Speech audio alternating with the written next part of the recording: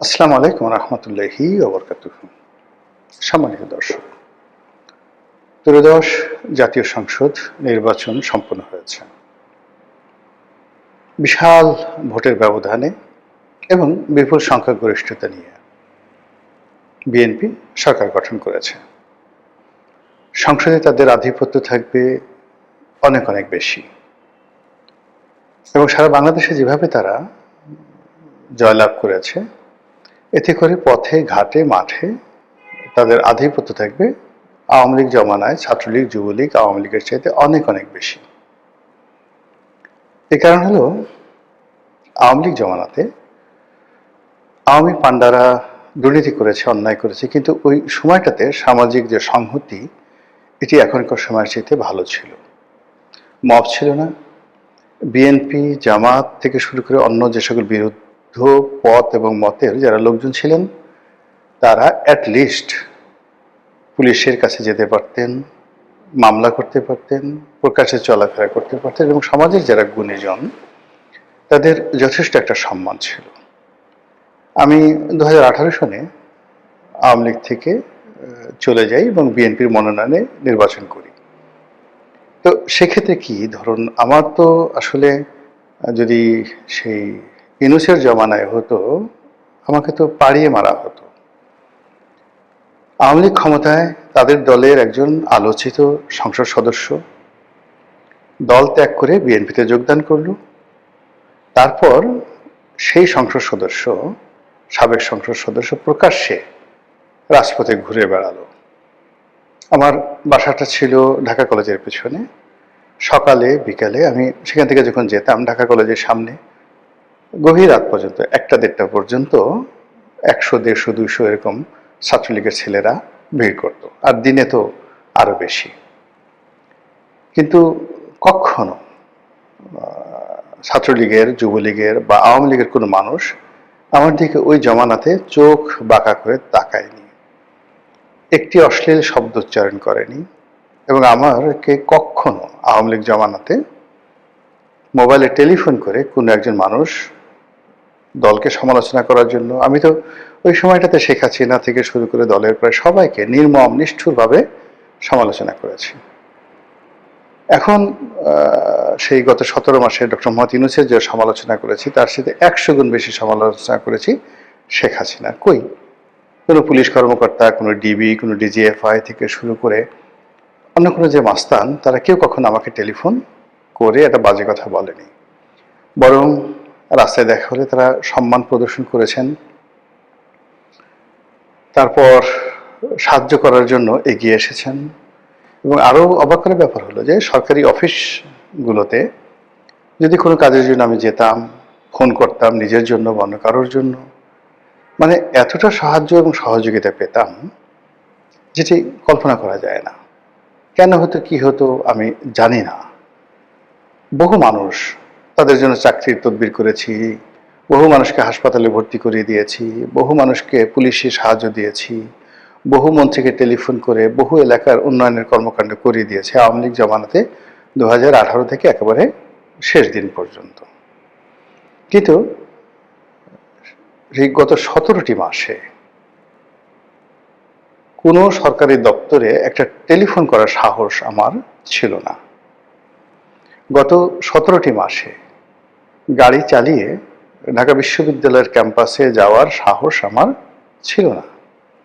এমনকি রিকশায় করে হেঁটে কোনোদিন বিশ্ববিদ্যালয় ক্যাম্পাসে আমি যাইনি গত 17 মাসে। অথচ যেদিন শেখ হাসিনাকে গালাগাল করতাম, যেদিন স্বরাষ্ট্রমন্ত্রীকে গালাগাল করতাম, সেই দিন এমনও গেছে পকেটে 4-5 লাখ টাকা ওই শেষ বিকেলে কালেকশন ব্যাংকে জমা দিতে পারিনি, সেই 4-5 লাখ টাকার একটা ব্যাগ হাতে, তো সবসময় ঘড়ি থাকে, মোবাইল থাকে, 2টো মোবাইল থাকে, মানে আমাকে ছিনতাই করলে যে কোনো সময় 10-12 লাখ টাকা হয়তো ওই সময় পাওয়া যেত।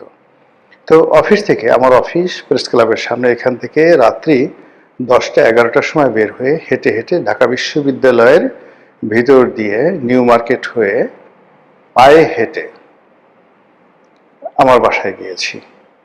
মনের মধ্যে কোনো ভয় ছিল না, আতঙ্ক ছিল না এবং আমার জীবনে কোনো দুর্ঘটনা ঘটেনি।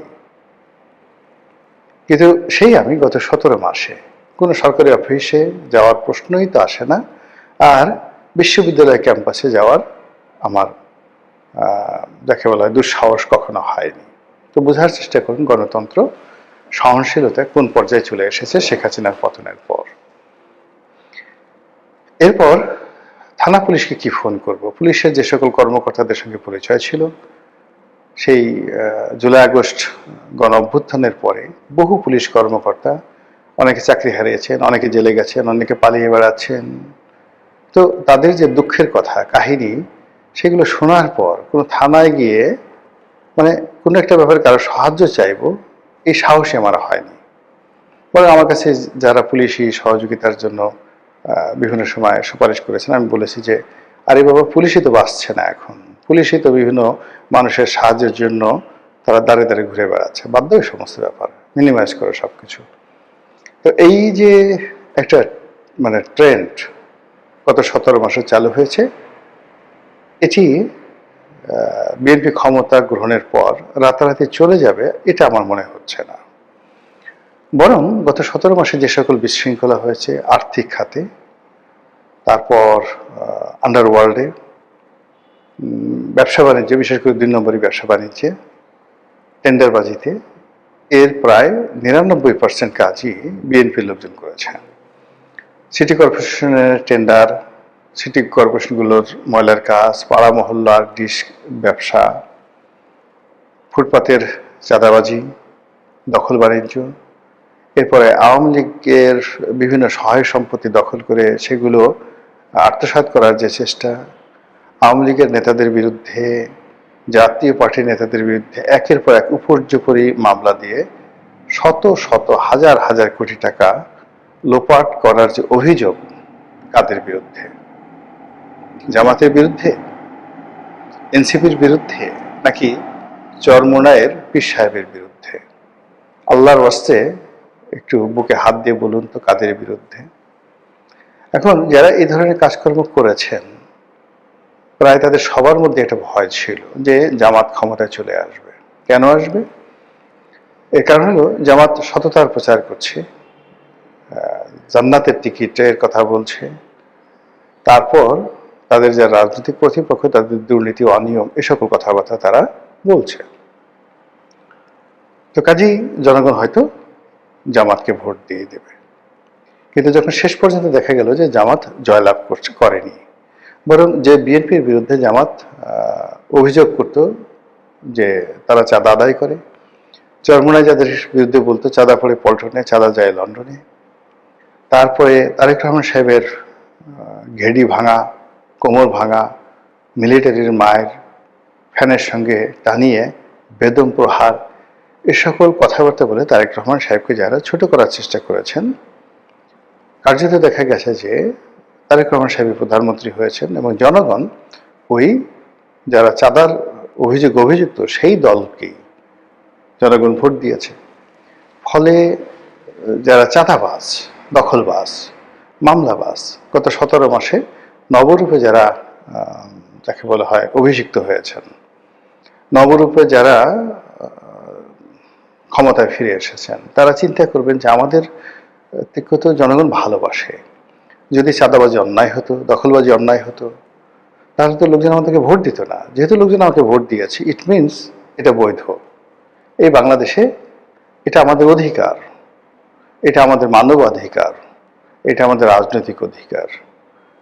কাজে আমরা চাঁদাবাজি করব, সিরিয়াসলি চাঁদাবাজি করব, যে যাই বলুক না কেন। এর কারণ হলো তাদের যারা প্রতিপক্ষ তারা তো চাঁদাবাজিকে মেইন ইস্যু করে নানাভাবে তারা প্রচার চালিয়েছে, প্রোপাগান্ডা চালিয়েছে, কিন্তু জনগণ তো রেসপন্ড করেনি। তো জনগণ যেহেতু রেসপন্ড করেনি, কাজে আমরা অবশ্যই চাঁদাবাজি করব। তো এদের সংখ্যা কত হবে? 10 লাখ, 20 লাখ, 50 লাখ, যারা এই যে বিএনপির ক্ষমতার কালে নিজেদেরকে ভীষণ রকম বেপরোয়া, ভীষণ রকম শক্তিশালী, ভীষণ রকম যাকে বলা হয় যুদ্ধংদেহী বানিয়ে ফেলেছেন। তারা যদি আগামীতে এই যে সকল চাঁদাবাজি কর্মকাণ্ড সেইগুলোর পরিমাণ বাড়িয়ে দেন, জনগণের উপর অত্যাচার বাড়িয়ে দেন, আত্মবিশ্বাসে অতিরিক্ত বিজয়ের আনন্দে, তাহলে সকল দায় দায়িত্ব এসে জনাব তারেক রহমান সাহেবের ঘাড়ে উঠবে।